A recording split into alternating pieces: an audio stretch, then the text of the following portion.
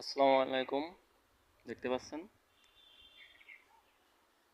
এই সিঁড়ির উপরটাই অলরেডি কাজ করা হবে। দেখেন এগুলো ফুলদানি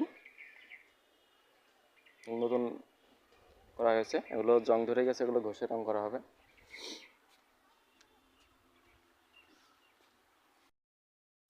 এই যে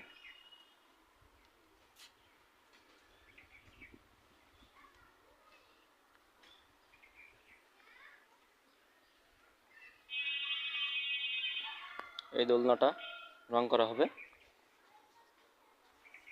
লাভ ডিজাইন।